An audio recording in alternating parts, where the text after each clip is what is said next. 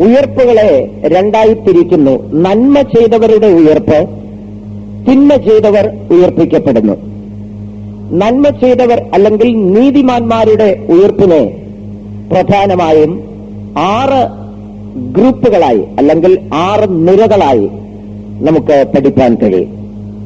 ദൈവത്തിന് സ്തോത്രം. ഈ വിഷയങ്ങളൊക്കെ നിങ്ങൾ പല ആവർത്തി കേട്ടിട്ടുള്ളതായതുകൊണ്ട് വലിയ വിശദീകരണം കൂടാതെ ചില വിഷയങ്ങൾ നിങ്ങളെ ഗ്രഹിപ്പിക്കുവാൻ കഴിയും എന്ന് ഞാൻ വിശ്വസിക്കുകയാണ്. നീതിമാന്മാരുടെ അല്ലെങ്കിൽ നന്മ ചെയ്തവരുടെ ഉയർപ്പിനെ 6 നിരകളായി നമുക്ക് പഠിക്കാം. അതിൽ ഒന്നാമത്തേതാണ് കർത്താവായ യേശു ക്രിസ്തു.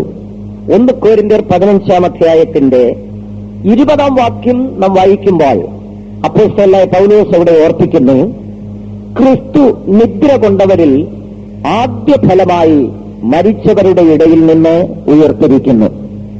നിദ്ര കൊണ്ടവരിൽ ആദ്യ ഫലമായി മരിച്ചവരുടെ ഇടയിൽ നിന്ന് ഉയർത്തെഴുന്നേറ്റത് ക്രിസ്തുവാണ്.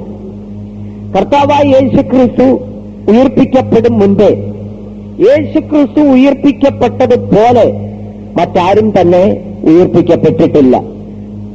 അതിനുശേഷം ഉയർപ്പിക്കപ്പെട്ടിട്ടുണ്ടോ എന്ന് ചോദിച്ചാൽ, യേശു ക്രിസ്തു ഉയർപ്പിക്കപ്പെട്ടതുപോലെ അതിനുശേഷം ഇന്നുവരെയും ആരും ഉയർപ്പിക്കപ്പെട്ടിട്ടില്ല.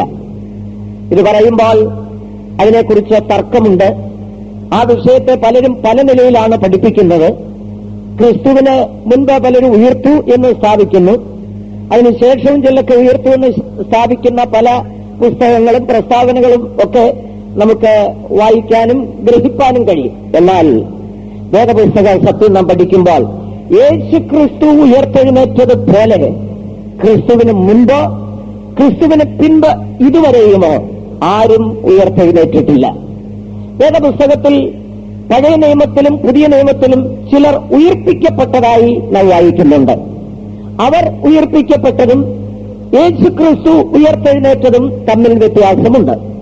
പഴയ നിയമത്തിൽ പ്രവാചകനായ ഏലിയാവ് സാരെഫാത്തിലെ വിധവയുടെ മകനെ ഉയർപ്പിച്ചതായി 1 രാജാക്കന്മാർ 17-ാം അധ്യായത്തിൽ നമുക്ക് വായിക്കാൻ കഴിയും. അതിന്റെ 22-ാം വാക്യത്തിൽ കാണാം, പ്രവാചകനായ ഏലിയാവ് സാരെഫാത്തിലെ വിധവയുടെ മകൻ മരിച്ചുപോയ ആ മകനെ ഉയർപ്പിച്ചതായി നാം കാണുന്നു. രണ്ടാമതായി 2 രാജാക്കന്മാർ 4-ാം അധ്യായത്തിന്റെ 35-ാം വാക്യത്തിൽ എലീശ പ്രവാചകൻ ശൂനേംകാരത്തിയുടെ മകനെ ഉയർപ്പിച്ചതായി നാം വായിക്കുന്നു. 2 രാജാക്കന്മാർ 13-ാം അധ്യായത്തിന്റെ 21-ാം വാക്യത്തിൽ പ്രവാചകനായ എലീശായുടെ അസ്ഥിയിൽ തൊട്ട ഒരു മനുഷ്യൻ ജീവിച്ചെഴുന്നേറ്റതായി നാം വായിക്കുന്നു. ഇങ്ങനെ പഴയ നിയമത്തിൽ ചിലരൊക്കെ മരിച്ചവർ ഉയർത്തെഴുന്നേറ്റതായി നാം വായിക്കുന്നുണ്ട്. പുതിയ നിയമത്തിലും നാം പഠിക്കുമ്പോൾ യേശുക്രിസ്തു തന്നെ ചിലരെ ഉയർത്തെഴുന്നേൽപ്പിച്ചതായിട്ട് കാണുന്നുണ്ട്. മത്തായിയുടെ സുവിശേഷം 9-ാം അധ്യായത്തിന്റെ 25-ാം വാക്യം വായിക്കുമ്പോൾ അവിടെ യായിറോസിന്റെ മകളെ ഉയർപ്പിച്ചതായി നാം വായിക്കുന്നു. ലൂക്കോസിന്റെ സുവിശേഷം 7-ാം അധ്യായം 25-ാം വാക്യത്തില് നയീൻ എന്ന പട്ടണത്തിലെ വിധവയുടെ മകനായ ഒരു ബാല്യക്കാരനെ യേശു ഉയർപ്പിച്ചതായി വായിക്കുന്നു. യോഹന്നാന്റെ സുവിശേഷം 11-ാം അധ്യായം പഠിക്കുമ്പോൾ അതിന്റെ 44-ാം വാക്യത്തിൽ ബഥാന്യയിലെ ലാസറിനെ യേശു ഉയർപ്പിച്ചതായി വായിക്കുന്നു. ഇങ്ങനെ പഴയ നിയമത്തിലും പുതിയ നിയമത്തിലും മരിച്ച ചിലരൊക്കെ ഉയർപ്പിക്കപ്പെട്ടതായി കാണുന്നുണ്ട്. എന്നാൽ അവർ ഉയർപ്പിക്കപ്പെട്ടതും യേശു ഉയർപ്പിക്കപ്പെട്ടതും തമ്മിൽ വ്യത്യാസമുണ്ട്. അവർ ഉയർപ്പിക്കപ്പെട്ടത് അവരുടെ ശരീരത്തിൽ നിന്ന് വേർപെട്ടുപോയ ആത്മാവും ജീവനും അടങ്ങിയ ആത്മമനുഷ്യൻ അല്ലെങ്കിൽ ആ അദൃശ്യ മനുഷ്യൻ, ശരീരത്തിൽ നിന്ന് വേർപെട്ടുപോയ ആ ആത്മമനുഷ്യൻ മടങ്ങി ശരീരത്തിലേക്ക് കടന്നു വന്നതാണ്. ഇടയ്ക്ക് തർക്കമുള്ള മറ്റൊരു വിഷയമുണ്ട്. യേശുക്രിസ്തു ക്രൂശിക്കപ്പെട്ടപ്പോൾ മരിച്ച പല വിശുദ്ധന്മാരുടെയും കല്ലറകൾ തുറന്നു എന്ന് നാം വായിക്കുന്നു. ദൈവത്തിന് സ്തോത്രം. എന്നാൽ ക്രിസ്തു നിദ്ര കൊണ്ടവരിൽ ആദ്യഫലം എന്നുള്ള വിഷയം പഠിക്കുമ്പോൾ ആ ഉയിർപ്പിക്കപ്പെട്ട വിശുദ്ധന്മാർ കല്ലറകൾ തുറന്നു, മരിച്ച പല വിശുദ്ധന്മാരുടെയും ശരീരങ്ങൾ ജീവിച്ചെഴുന്നേറ്റു എന്നൊക്കെ പഠിക്കുമ്പോൾ അവർ അമർത്യ ശരീരത്തിലോ അക്ഷയ ശരീരത്തിലോ യേശു ക്രിസ്തു ഉയർത്തെഴുന്നേറ്റത് പോലെയോ അല്ല ഉയർത്തത് എന്ന് നമുക്ക് ചിന്തിക്കാൻ കഴിയും, അല്ലെങ്കിൽ വിശ്വസിക്കാം. എന്നാൽ അവർ ഉയർത്തെഴുന്നേറ്റത് മർത്യ ശരീരത്തിൽ, അല്ലെങ്കിൽ അവർ ജീവിച്ചിരുന്ന അതേ ശരീരത്തിൽ ആകാം എന്ന് അങ്ങനെ നമുക്ക് ചിന്തിക്കാം. ദൈവത്തിന് സ്തോത്രം.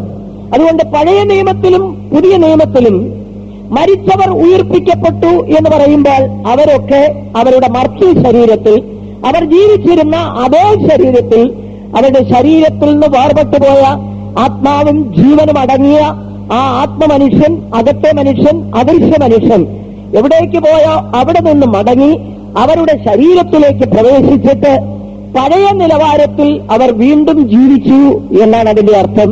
അവർ വീണ്ടും മരിക്കുകയുണ്ടായി. അവർക്ക് വേണ്ടി വീണ്ടും ഒരു ശവപ്പെട്ടി ഒരുക്കപ്പെട്ടു, അവർക്ക് വേണ്ടി വീണ്ടും ഒരു കല്ലറ ഒരുക്കപ്പെട്ടു, അവർക്ക് വേണ്ടി വീണ്ടും ഒരു വിലാപയാത്ര ഒരുക്കപ്പെട്ടു. എന്നാൽ ക്രിസ്തുവിനെ സംബന്ധിച്ചിടത്തോളം ഈ ഉയിർപ്പിക്കപ്പെട്ടതിൽ നിന്നൊക്കെ വ്യത്യസ്തമായ നിലയിൽ യേശു ക്രിസ്തു അമർത്യ ശരീരത്തിൽ, അക്ഷയ ശരീരത്തിൽ, വീണ്ടും ഒരു മരണത്തിന്റെ ആവശ്യമില്ലാത്ത, വീണ്ടും ഒരു അടക്കത്തിന്റെ ആവശ്യമില്ലാത്ത, വീണ്ടും ഒരു വിലാപയാത്രയുടെ ആവശ്യമില്ലാത്ത, ഒരു ശവസംസ്കാരത്തിന്റെ ആവശ്യമില്ലാത്ത ഒരക്ഷയ ശരീരത്തിലാണ് യേശു ക്രിസ്തു ഉയർത്തെഴുന്നേറ്റത്. ദൈവത്തിന് സ്തോത്രം. ക്രിസ്തുവിനെ കുറിച്ച് നാം ചിന്തിക്കുമ്പോൾ യേശു ക്രിസ്തുവിനെ കുറിച്ച് വളരെയേറെ പഠിക്കാനുണ്ട്. നാം ദിനംതോറും കേട്ടുകൊണ്ടിരിക്കുന്ന ഒരു വിഷയമാണ് ക്രിസ്തു എന്നുള്ളത്. ക്രിസ്തുവിനെ സംബന്ധിച്ച് ഇന്നത്തെ ലോകത്തിൽ തർക്കമുണ്ടാക്കുന്ന രണ്ട് വിഷയമുണ്ട്. ഒന്ന് ക്രിസ്തുവിന്റെ മരണം, രണ്ട് ക്രിസ്തുവിന്റെ ഉയർപ്പ്. പല വിഷയങ്ങളും തർക്കമുണ്ടാക്കുന്നുണ്ട്, എങ്കിലും പ്രധാനമായി ഈ രണ്ട് വിഷയങ്ങളാണ്. ഒന്ന് ക്രിസ്തുവിന്റെ മരണം. യേശു ക്രിസ്തുവിന്റെ മരണത്തെക്കുറിച്ച് ലോകത്തിൽ വിവിധ അഭിപ്രായങ്ങളാണുള്ളത്. ഒന്ന്, യേശു ക്രിസ്തു മരിച്ചിട്ടേ ഇല്ല എന്ന് പറയുന്ന ഒരു കൂട്ടർ. രണ്ട്, യേശു ക്രിസ്തു മരിച്ചു എന്ന് പറയുന്ന ഒരു കൂട്ടരുണ്ട്, പക്ഷേ അവൻ ഉയർത്തിട്ടില്ല എന്ന് സ്ഥാപിക്കുന്നവർ. യേശു ക്രിസ്തു മരിച്ചിട്ടില്ല എന്ന് പറയുന്ന ഒരു കൂട്ടർ സ്ഥാപിക്കുന്നത് ഇങ്ങനെയാണ്: യേശു ക്രിസ്തുവിനെ ഗത്സമനയിൽ വെച്ച് പിടിക്കുമ്പോൾ വാസ്തവത്തിൽ അവർ പറയുന്നത് ഇങ്ങനെയാണ്: ക്രിസ്തുവിനെ അല്ല അവിടെ വെച്ച് പിടിച്ചത്. അവിടെ വരെ യേശുവിന്റെ ചരിത്രം ബൈബിളിൽ രേഖപ്പെടുത്തിയിരിക്കുന്നത് പോലെ പഠിപ്പിക്കുന്നുണ്ട്, അല്ലെങ്കിൽ പ്രസ്താവിക്കുന്നുണ്ട്. ഗത്സമന തൊട്ടാണ് ആശയക്കുഴപ്പം ഉണ്ടാകുന്നത്. ഗത്സമനയിൽ വെച്ച് യേശുവിനെ അല്ല പിടിച്ചത്, യേശുവിന് പകരം യൂദായെയാണ് പിടിച്ചത്, യൂദായെയാണ് ക്രൂശിച്ചത്. യേശു ക്രിസ്തു ഗത്സമനയിൽ നിന്ന് നേരെ സ്വർഗത്തിലേക്ക് പോയി എന്ന് സ്ഥാപിക്കുന്ന ഒരു കൂട്ടരുണ്ട്.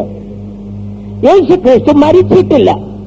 യേശു ക്രിസ്തു ദൈവമായതുകൊണ്ട്, അല്ലെങ്കിൽ അവൻ ദൈവമാണെന്ന് പറയുന്നത് കൊണ്ട് മനുഷ്യന് ദൈവത്തെ കൊല്ലുവാൻ സാധ്യമല്ല. അങ്ങനെ യേശു ക്രിസ്തു മരിച്ചു എന്ന് നിങ്ങൾ പറയുന്നെങ്കിൽ അവൻ ദൈവമല്ല. കാരണം ദൈവത്തെ കൊല്ലാൻ മനുഷ്യനെ കൊണ്ട് സാധ്യമല്ല, ദൈവത്തിന് മരണവുമില്ല എന്നാണ് അവർ സ്ഥാപിക്കുന്നത്. എന്നാൽ യേശു ക്രിസ്തു മരിച്ചു എന്നുള്ളത് സത്യമാണ്. ആ മരിച്ചു എന്നുള്ളത് സ്ഥാപിക്കുന്നതിന്റെ കാരണം അവൻ ദൈവമായിരുന്നു, അവൻ ദൈവം തന്നെയാണ്, അത് സത്യം തന്നെയാണ്. എന്നാൽ ദൈവമായിരുന്നവൻ മനുഷ്യനായി തീർന്നു. അതുകൊണ്ടാണ് യേശു ക്രിസ്തു മരിക്കേണ്ടി വന്നത്, അല്ലെങ്കിൽ അവൻ മരിച്ചത്. എന്തുകൊണ്ട് ദൈവമായിരുന്നവൻ മനുഷ്യനായി തീർന്നു എന്ന് ചോദിച്ചാൽ, മക്കൾ ജഡരക്തങ്ങളോട് കൂടിയവരാകൊണ്ട് അവനും അവരെ പോലെ ജഡരക്തങ്ങളോട് കൂടിയവനായി ദൈവമായിരുന്നവൻ മനുഷ്യനായി തീർന്നതുകൊണ്ട് ഒത്തിരി ഒത്തിരി അനുഗ്രഹങ്ങൾ നമുക്ക് പറയാനുണ്ട്. അതുകൊണ്ടാണ് മനുഷ്യനെ വീണ്ടെടുക്കാൻ സാധിച്ചത്. അതുകൊണ്ടാണ് മനുഷ്യന്റെ നില നന്നായി മനസ്സിലാക്കുവാൻ, പാപമൊഴികെ സകലത്തിലും നമ്മെപ്പോലെ പരീക്ഷിക്കപ്പെടുവാൻ യേശുക്രിസ്തുവിന് സാധിച്ചത്. അവൻ മനുഷ്യനായതുകൊണ്ടാണ്.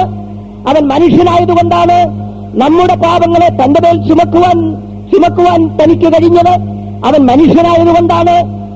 നാം ജഡരക്തങ്ങളോട് കൂടിയവരായതുകൊണ്ട് അവനും നമ്മെപ്പോലെ ജഡരക്തങ്ങളോട് കൂടിയവനായതുകൊണ്ട് മരണത്തിന്റെ അധികാരിയായ പിശാചിനെ തന്റെ മരണത്താൽ നീക്കുവാൻ അവന് സാധിച്ചു.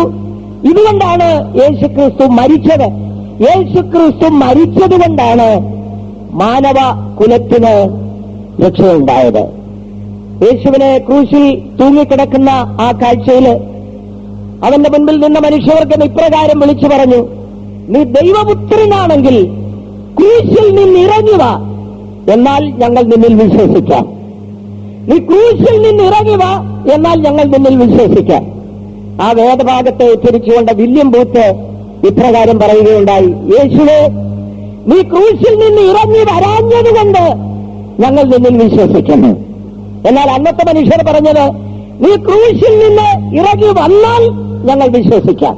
എന്നാൽ നാം ഇന്ന് യേശുവിൽ വിശ്വസിക്കുന്നതിന്റെ കാരണം അവൻ ക്രൂശിൽ നിന്ന് ഇറങ്ങി വരാഞ്ഞതുകൊണ്ട്. യേശുവിന് ക്രൂശിൽ നിന്ന് ഇറങ്ങി വരാൻ കഴിയാഞ്ഞതുകൊണ്ടല്ല. യേശുവിന് ക്രൂശിൽ നിന്ന് തീർച്ചയായും ഇറങ്ങി വരാൻ ശക്തിയുണ്ടായിരുന്നു. അവനെ ഒരു വെല്ലുവിളിയാണത്. നീ ദൈവപുത്രനാണെങ്കിൽ, അവന്റെ ദൈവപുത്രത്വത്തെ ചോദ്യം ചെയ്യുന്ന ഒരു വെല്ലുവിളിയാണത്.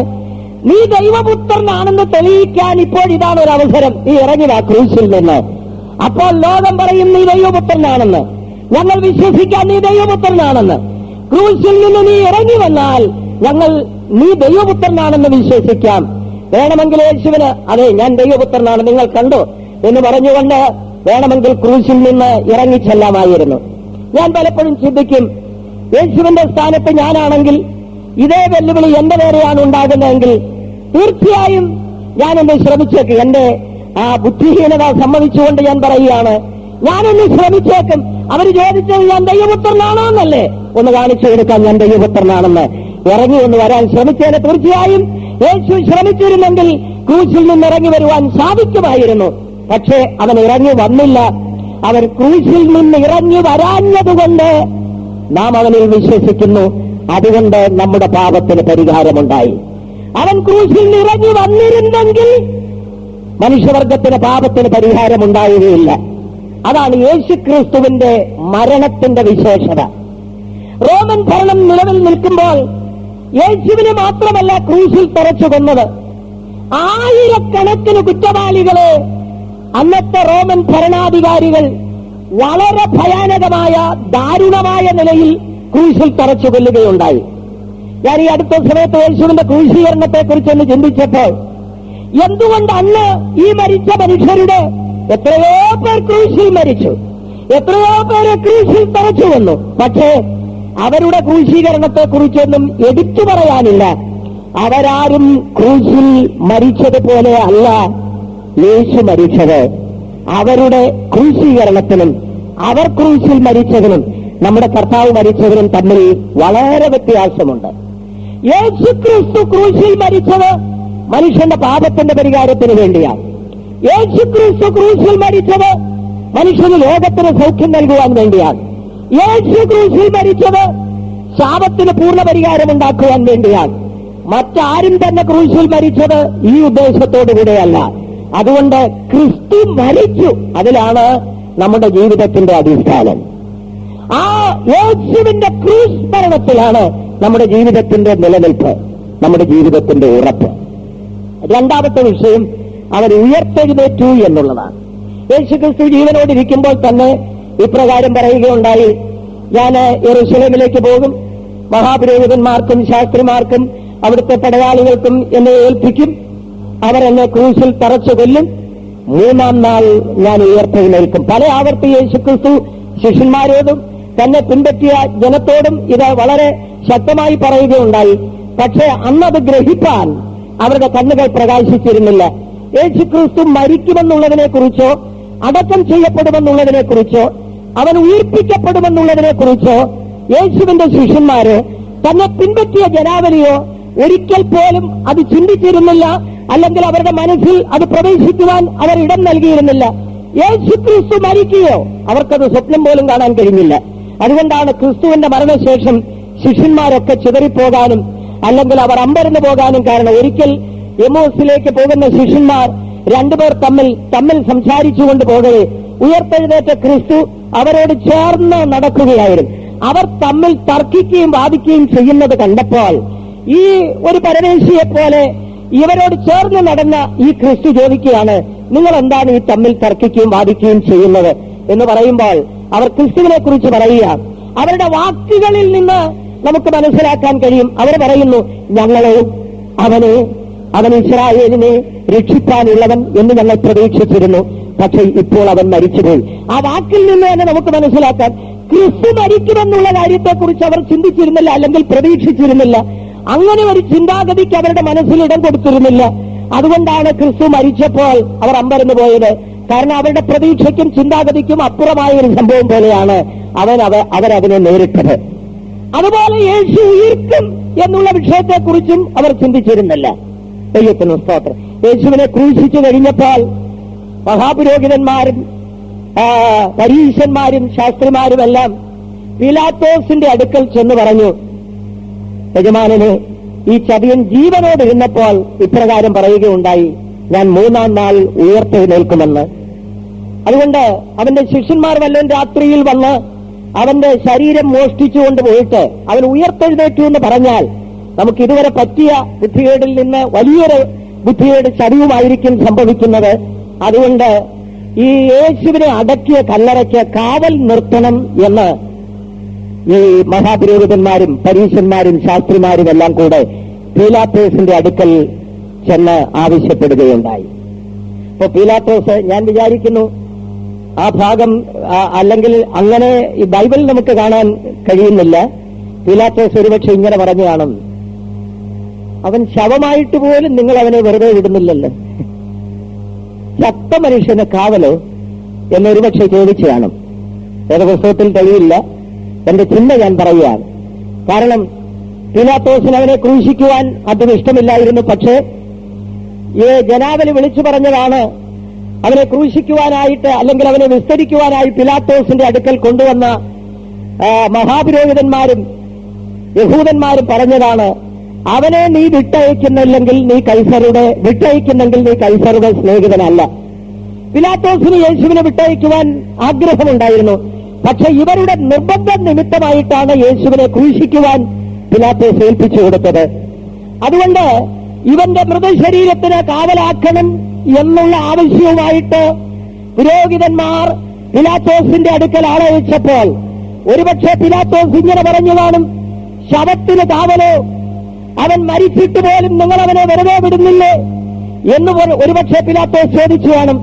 എന്നിട്ട് പീലാത്തോസ് പറഞ്ഞു, പടയാളികളെ തരാൻ നിങ്ങൾ പോയി കാവലാക്കിക്കൊള്ളുവാൻ. യേശുവിനെ സംസ്കരിച്ചതായ അല്ലെങ്കിൽ അടക്കം ചെയ്തതായ കല്ലറയുടെ വാതിൽക്കൽ ഒരു വലിയ കല്ല് ഉരുട്ടുവെച്ചു. റോമൻ ഗവൺമെന്റിന്റെ മുദ്ര അതിൽ പതിപ്പിച്ചു. പടയാളികളെ കാവലാക്കി. അതിന് ടേൺ ഉണ്ടായിരുന്നു, ഓരോരുത്തർക്ക് അല്ലെങ്കിൽ ഓരോ ഷിഫ്റ്റ് ആയിട്ട് പടയാളികളെ കാവലാക്കി. കാവൽ അവർ തുടരവേ ദൈവത്തിന്റെ സമയമായപ്പോൾ, യേശുക്രിസ്തു ഉയർത്തെഴുന്നേൽക്കേണ്ടുന്ന സമയമായപ്പോൾ പിതാവായ ദൈവം പുത്രനായ ക്രിസ്തുവിനെ ഉയർത്തെഴുന്നേൽപ്പിച്ചു. ഉയർത്തെഴുന്നേൽപ്പിക്കാൻ കാരണം യേശുക്രിസ്തു മരിച്ചപ്പോൾ അവൻ തന്റെ ആത്മാവിനെ പിതാവിന്റെ പക്കൽ ഫലമേൽപ്പിക്കുകയുണ്ടായി.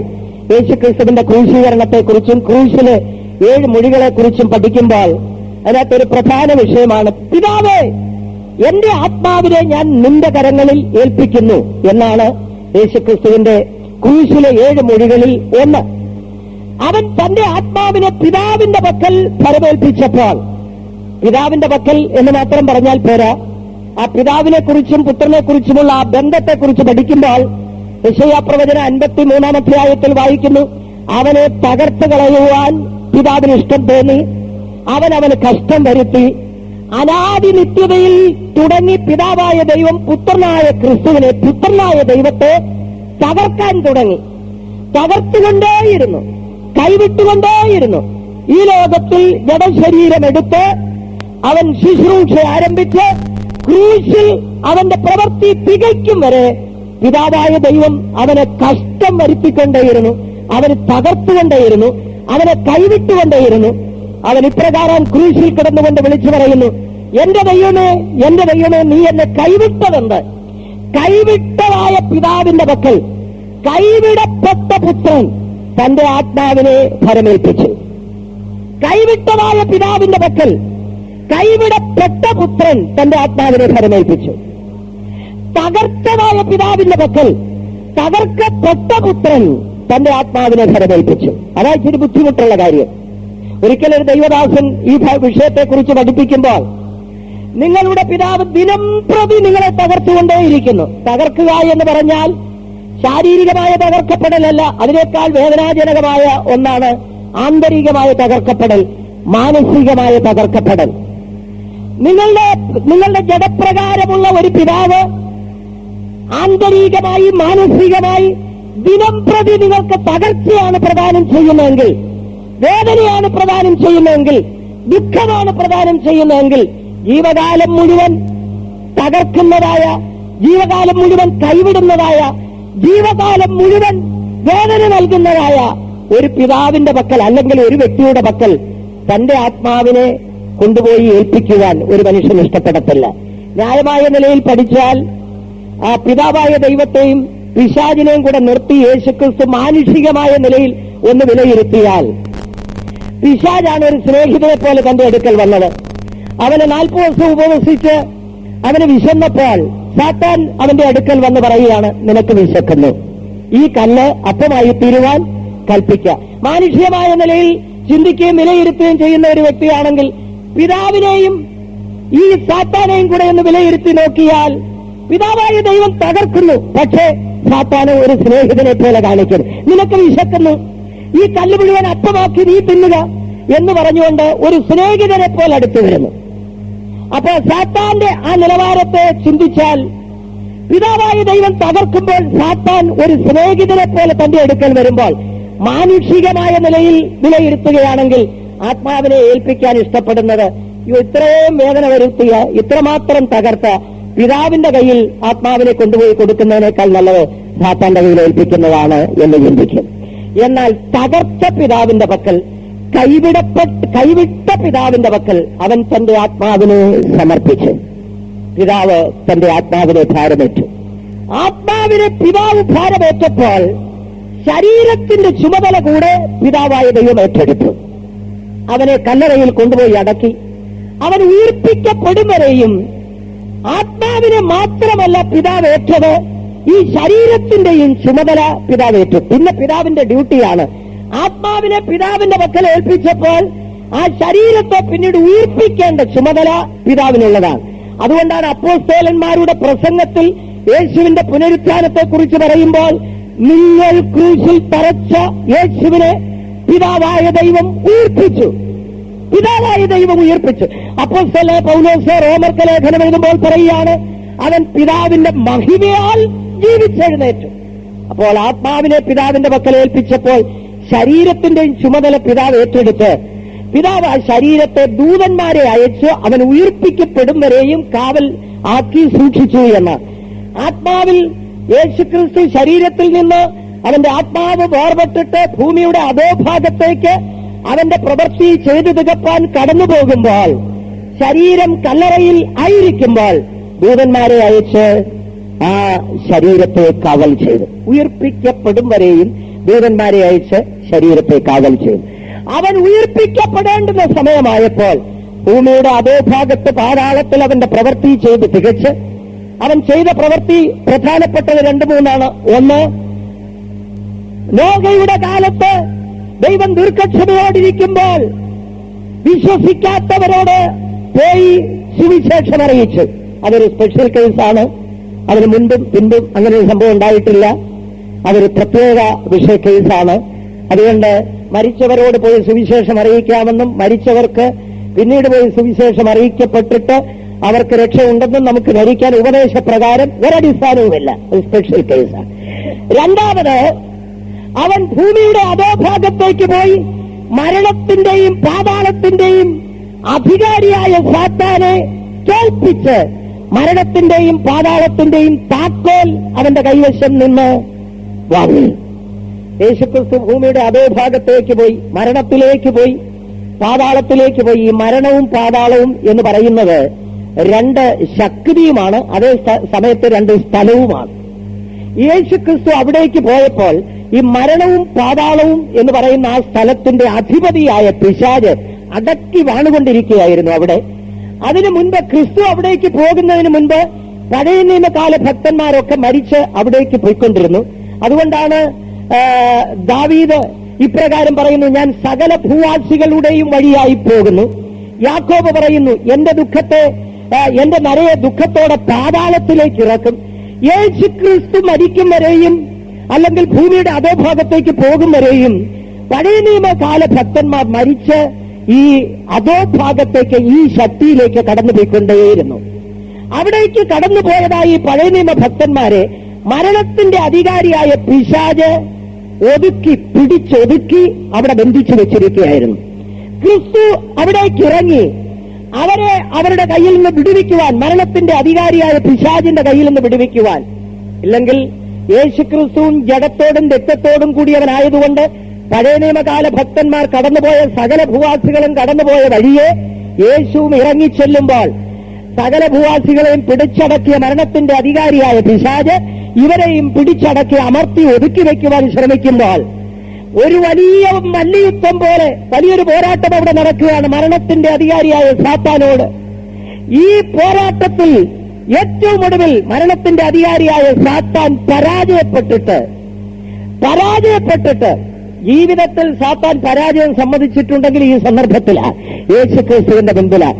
അതുകൊണ്ടാണ് ഈ യേശുവിന്റെ നാമം പറയുമ്പോൾ സാത്താൻ ഇത്ര ഭയം. കാരണം അവന്റെ ജീവിതത്തിൽ അതിനു മുൻപ് അവൻ ആരുടെ അടുക്കലും പരാജയം സമ്മതിക്കത്തില്ല. പരാജയം സമ്മതിക്കുന്ന ഒരു വ്യക്തിയുമല്ല, ഒരാളുമല്ല സാത്താൻ. എന്നാൽ യേശുവിന്റെ മുൻപാകെ നീ പരാജയപ്പെട്ടുവോ എന്ന് ചോദിച്ചപ്പോൾ അതെ എന്ന് പറയുമ്പോൾ കർത്താവ് പറഞ്ഞു, എന്നാൽ ആ മരണത്തിന്റെയും പാതാളത്തിന്റെയും താക്കോലിഞ്ഞുകൂടെ. അവൻ പതിയെ താക്കോലെടുത്ത് യേശുവിന്റെ കയ്യിലേക്ക് കൊടുത്തു. ആ താക്കോല് നമ്മുടെ കർത്താവിന്റെ കയ്യിൽ അന്ന് കിട്ടിയതാണ്. പിന്നെ ഇന്നുവരെ അത് വേറെ ആരുടെയും കയ്യിൽ പോയിട്ടില്ല, യേശുവിന്റെ കയ്യില. അതുകൊണ്ടാണ് പത്മോസ് ദ്വീപിൽ യോഹന്നാൻ അപ്പോസ്തലന് യേശു പ്രത്യക്ഷപ്പെടുമ്പോൾ ഇപ്രകാരം പറയുന്നു, ഞാൻ മരിച്ചവനായിരുന്നു, എന്നാൽ ഇതാ എന്നേക്കും ജീവിക്കുന്നു, മരണത്തിന്റെയും പാതാളത്തിന്റെയും താക്കോൽ എന്റെ കൈവശമുണ്ട്. അങ്ങനെ മരണത്തിന്റെയും പാതാളത്തിന്റെയും താക്കോൽ കൈവശപ്പെടുത്തി പഴയ നിയമകാല വിശുദ്ധന്മാർ പിശാചിന്റെ അധീനതയിൽ, മരണത്തിന്റെ അധീനതയിൽ, അതുവരെ പർദീസ ഭൂമിയുടെ അധോഭാഗത്തായിരുന്നു, അവരെ അവിടെ നിന്ന് വിടുവിച്ച് അവരെ ഉയരത്തിൽ കൊണ്ടുപോയി ഇരുത്തി. ഈ പ്രവൃത്തിക്ക് വേണ്ടി 3 ദിവസം യേശുവിന് ആവശ്യമായി.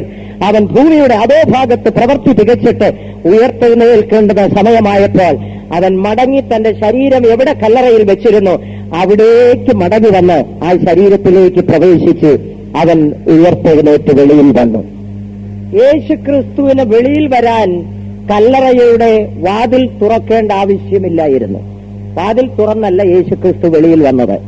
ചിലപ്പോൾ നമ്മൾ തെറ്റിദ്ധരിക്കും, യേശുക്രിസ്തു പതിയെ ദൂതന്മാർ വന്ന് കല്ലറയുടെ വാതിൽ അങ്ങോട്ട് സീല് പൊട്ടിച്ച് ഉരുട്ടി അങ്ങോട്ട് മാറ്റിക്കൊടുത്ത് കർത്താവെ പതിയെ വന്നാട്ട് എന്ന് പറഞ്ഞ് വെളിയിലോട്ട് സ്വീകരിക്കും. അങ്ങനല്ല. ഉയർത്തെഴുന്നേറ്റ ക്രിസ്തുവിന് കല്ലറയുടെ വെളിയിൽ വരുവാൻ വാതിൽ തുറക്കേണ്ട ആവശ്യമില്ലായിരുന്നു. കാരണം ഉയിർപ്പിക്കപ്പെട്ട ശരീരത്തിന് കല്ലറയ്ക്കകത്തു നിന്ന് പുറത്തു വരുവാൻ വാതിൽ തുറക്കേണ്ട. പിന്നെ എന്തിനാ ഈ കല്ല് ഉരുട്ടി മാറ്റിയെന്നറിയാമോ? അവൻ ഉയർത്തെഴുന്നേറ്റു എന്നുള്ള വസ്തുത എല്ലാവർക്കും ചൂണ്ടിക്കാണിക്കുവാൻ, വരുന്നവർക്ക് കാണിച്ചു കൊടുക്കുവാൻ. അന്ന് ദൂതന്മാർ ഇറങ്ങി വന്ന കല്ല് ഉരുട്ടി മാറ്റി അതിലിരുന്നു. അന്ന് അവർ തുറന്നതാണ്. പിന്നെ ഇതുവരെ ആ കല്ലറയുടെ വാതിൽ ആരും അടച്ചിട്ടില്ല. ദൂതന്മാർ തുറന്നു വച്ചു. ആദ്യമായി അവിടെ വന്നത് മഗ്ദലക്കാരത്തി മറിയയും മറ്റേ മറിയയും കൂടെ ചേർന്ന് നന്നാ രാവിലെ നല്ല ഇരുട്ടുള്ളപ്പോൾ കല്ലറയുടെ വാതിൽക്കൽ യേശുവിനെ ഉയർത്തവനായി കാണാനല്ല വന്നത്, അവന്റെ ശരീരത്തിൽ സുഗന്ധ വർഗം പൂശേണ്ടതിന് നന്നാ രാവിലെ വന്നപ്പോൾ കണ്ട കാഴ്ച കല്ലറ തുറന്നു കിടക്കുന്നു. അതിനകത്തേക്ക് നോക്കിയപ്പോൾ ആരെയും കാണാനില്ല. ഓടിയവർ ശിഷ്യന്മാരുടെ അടുക്കലേക്ക് എന്ന് പറഞ്ഞു, കല്ലറ തുറന്നു കിടക്കുന്നു, യേശുവിനെ കാണാനില്ല. അതുവരെ യഹൂദന്മാരെ പേടിച്ച് മുറിയടച്ച് അതിനകത്തിരുന്ന ശിഷ്യന്മാർ പരക്കം പാഞ്ഞ് ഓടിയെത്തി. പത്രോസും മറ്റൊരു ശിഷ്യനും കൂടെ ഓട്ടത്തിന്റെ സ്പീഡ് നിമിത്തം മറ്റേ ശിഷ്യൻ മുൻപിലെത്തി, പത്രോസും പുറകെ എത്തി. അകത്ത് കയറി അകത്തോട്ട് നോക്കിയപ്പോഴാണ് അവിടെ ആ കല്ലറ ശൂന്യമായി കിടക്കുന്നു. യേശു ക്രിസ്തു ഉയർത്തെഴുന്നേറ്റു. ദൈവത്തിന് സ്തോത്രം. ഈ അടുത്ത സമയത്ത് ഞാൻ ആ ഭാഗം വായിച്ചപ്പോൾ ശിഷ്യന്മാർ ഇത് നോക്കിയിട്ട് അവർ കല്ലറ തുറന്നു കിടക്കുന്നു എന്നും യേശുക്രിസ്തു അതിനകത്തില്ല എന്നും മനസ്സിലാക്കിയപ്പോൾ അവർ മടങ്ങി വീട്ടിലേക്ക് പോയി. മറിയോ കരഞ്ഞുകൊണ്ട് കല്ലറയുടെ വാതിൽക്കൽ നിന്നു. മറിയ എന്താ പോകാഞ്ഞ്? മറ്റവർ മടങ്ങി, ഓടി വന്ന ശിഷ്യന്മാർ മടങ്ങി വീട്ടിലേക്ക് പോയി. അവർ ധൃതി വെച്ചായിരിക്കും പോയത്, തിരിഞ്ഞു നോക്കിയായിരിക്കും പോയത്. കാരണം മറ്റവരാരെങ്കിലും വരുന്നതെന്ന് പേടിച്ച് ഇറങ്ങിയത് തന്നെ. യഹൂദന്മാരെ പേടിച്ച് വീട്ടിനകത്ത് വാതിലടച്ച് അതിനകത്തിരിക്കുമ്പോഴാണ് മറിയ വന്ന് ഈ വാർത്ത പറയുന്നത്. എന്തായാലും ഒന്ന് നോക്കിക്കളയാം എന്നുള്ള ചിന്താഗതിയോടുകൂടെ ഇറങ്ങി ഓടി വന്ന കല്ലറയ്ക്കൽ നോക്കിയപ്പോൾ കല്ലറ തുറന്നു കിടക്കുന്ന അടുത്താരെയും കാണുന്നില്ല.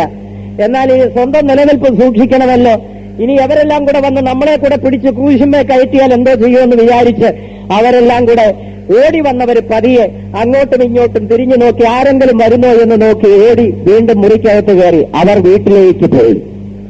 മറിയോ, മഗ്ദലക്കാരത്ത് മറിയ കരഞ്ഞുകൊണ്ട് കല്ലറയുടെ വാതിൽക്കൽ നിന്നു.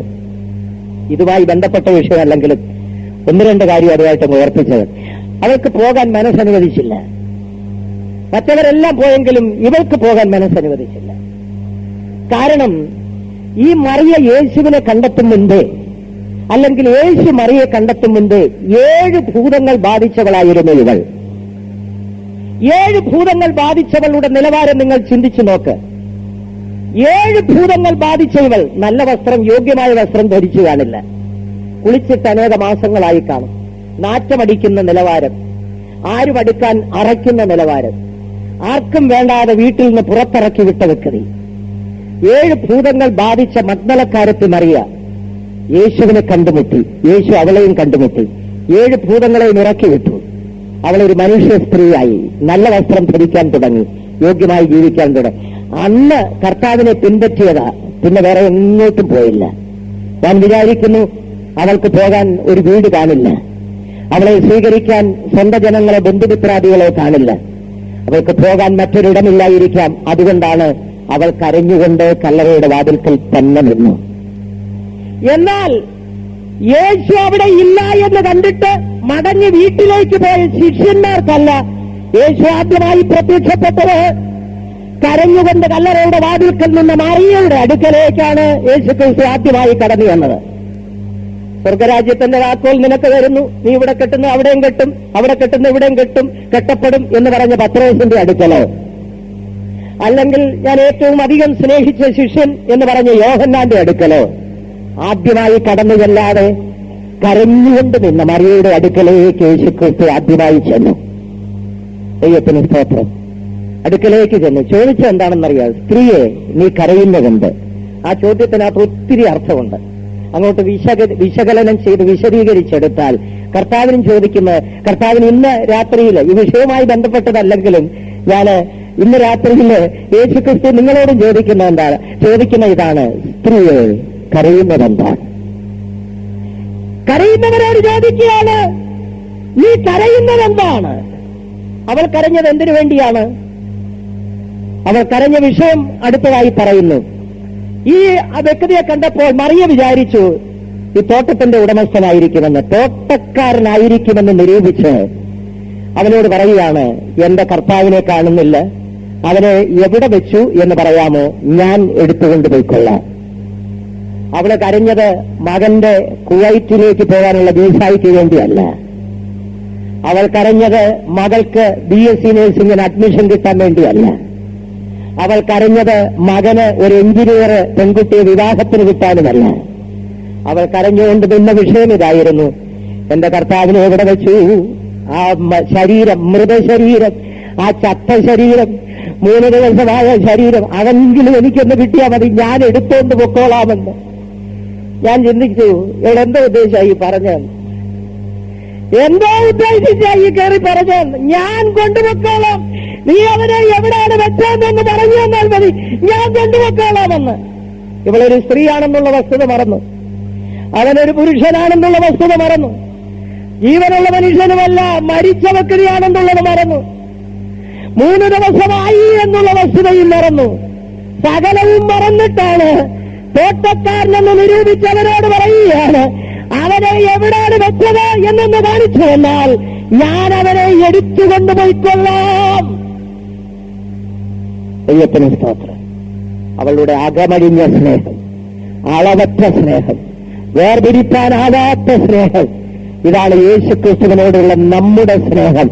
ഒന്നിനാലും വേർതിരിക്കാനാകാത്ത സ്നേഹം. ഹല്ലേലൂയ. കർത്താവ് പറഞ്ഞു, അടുത്തതായി യേശു പറയുകയാണ്, അവളെ നോക്ക്, മറിയേ. ആ ഒരു വിളിയിൽ കാര്യമെല്ലാം അടങ്ങിയിട്ടുണ്ട്. വിളി കേട്ടപ്പോൾ മറിയയുടെ കണ്ണ് തുറന്നു. ഇത് സാധാരണ എല്ലാരും വിളിക്കുന്ന വിളിയല്ലല്ലോ, ഇതെന്റെ യേശു മാത്രം വിളിക്കുന്ന വിളിയാണല്ലോ. മറിയേ, അപ്പോഴാണ് മനസ്സിലായത് കർത്താവ് റബ്ബി എന്ന് പറഞ്ഞുകൊണ്ട് അവന്റെ കാൽക്കൽ പിടിക്കുവാനായി ഓടിയെടുക്കുമ്പോൾ, വേണ്ട വേണ്ട, ഇപ്പോഴല്പം സമയമായില്ല, കാൽക്കൽ വീഴാൻ സമയമായില്ല, ഇപ്പോഴല്പം അകന്നു. അതൊരു വലിയ മർമ്മമാണ്. ദൈവത്തിന് സ്തോത്രം. അവൻ ഉയർത്തെഴുന്നേറ്റു. യേശു ക്രിസ്തു നിദ്ര കൊണ്ടവരിൽ ആദ്യ ഫലമായി ഉയർത്തിരിക്കുന്നു. കല്ലറയിൽ നിന്ന് പുറത്തു വന്നു.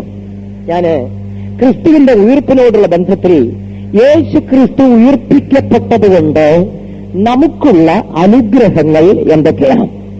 ക്രിസ്തുവിന്റെ ഉയർപ്പിനെ കുറിച്ച് ധാരാളം നിങ്ങൾ കേൾക്കുകയും പഠിക്കുകയും ചെയ്തിട്ടുണ്ട്.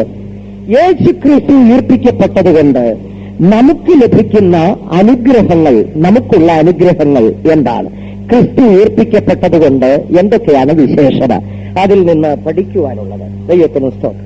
ഒന്ന്, ഗലാത്യലേഖനം, റോമാലേഖനം 1-ാം അധ്യായത്തിന്റെ 5-ാം വാക്യം വായിക്കുമ്പോൾ, 5-ാം വാക്യം വായിക്കാൻ, ദൈവപുത്രൻ എന്ന് ശക്തിയോടെ നിർണയിക്കപ്പെട്ടു, അവൻ ഉയർപ്പിക്കപ്പെട്ടതിനാൽ.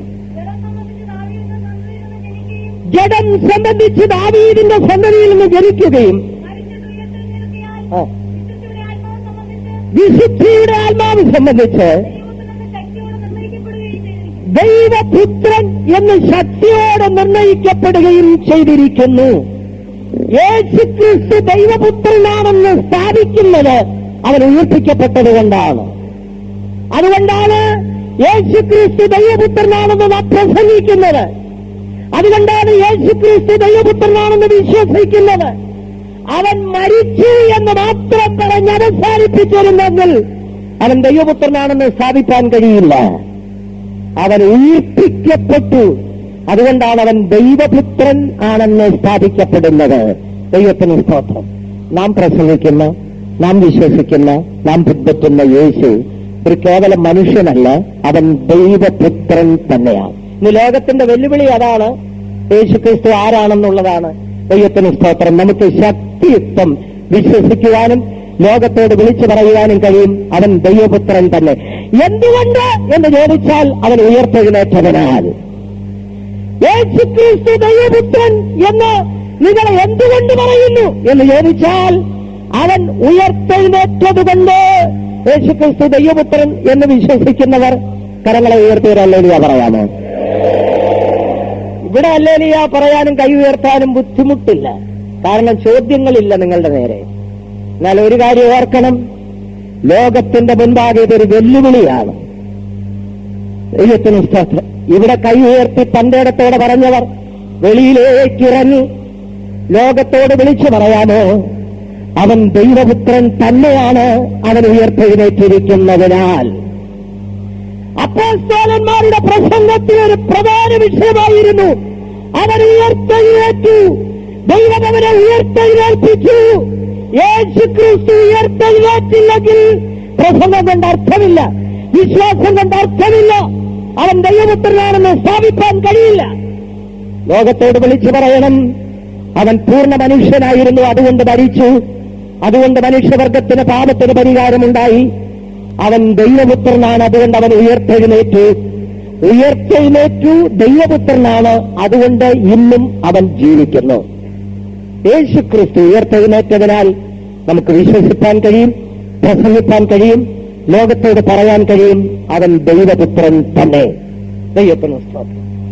രണ്ടാമത് 1 കൊരിന്ത്യർ 15-ാം അധ്യായത്തിന്റെ 17-ാം വാക്യം വായിക്കുമ്പോൾ അപ്പോസ്തലനായ പൗലോസ് പറയുകയാണ്, ക്രിസ്തു ഉയർത്തിട്ടില്ല എങ്കിൽ വിശ്വാസം വ്യർത്ഥമത്രേ, നിങ്ങളുടെ വിശ്വാസം വ്യർത്ഥമത്രേ. നിങ്ങൾ ഇന്നും നിങ്ങളുടെ പാപങ്ങളിലിരിക്കുന്നു. നിങ്ങൾ ഇന്നും നിങ്ങളുടെ പാപങ്ങളിൽ ഇരിക്കുന്നു. യേശുക്രിസ്തുവിന്റെ ഉയർത്തെഴുന്നേൽപ്പ് സംശയത്തോടെ വീക്ഷിക്കുന്ന മനുഷ്യർ അക്കാലത്തുണ്ടായിരുന്നു. അതൊരു ചോദ്യമായതുകൊണ്ടാണ് അപ്പോസ്തലനായ പൗലോസ് കൊരിന്ത്യർക്ക് ലേഖനം എഴുതുമ്പോൾ വളരെ ഉറപ്പോടെ ശക്തമായിട്ട് ആ വിഷയത്തെ സ്ഥാപിച്ച് 15-ാം അധ്യായത്തിൽ പറയുന്നത്. ക്രിസ്തു ഉയർത്തെഴുന്നേറ്റിട്ടില്ല എങ്കിൽ മരിച്ചവർക്ക് ഉയർപ്പുണ്ടെന്ന് പ്രതീക്ഷിക്കുവാൻ നിവൃത്തിയില്ല. ക്രിസ്തു ഉയർത്തെഴുന്നേറ്റിട്ടില്ലെങ്കിൽ ഞങ്ങളുടെ പ്രസംഗം വ്യർത്ഥം, ഞങ്ങളുടെ വിശ്വാസം വ്യർത്ഥം, നിങ്ങളുടെ വിശ്വാസം വ്യർത്ഥം, നിങ്ങളുടെ വിശ്വാസം വ്യർത്ഥം, നിങ്ങളുടെ വിശ്വാസം വ്യർത്ഥം, നിങ്ങളുടെ വിശ്വാസം വ്യർത്ഥം, നിങ്ങളുടെ വിശ്വാസം വ്യർത്ഥം.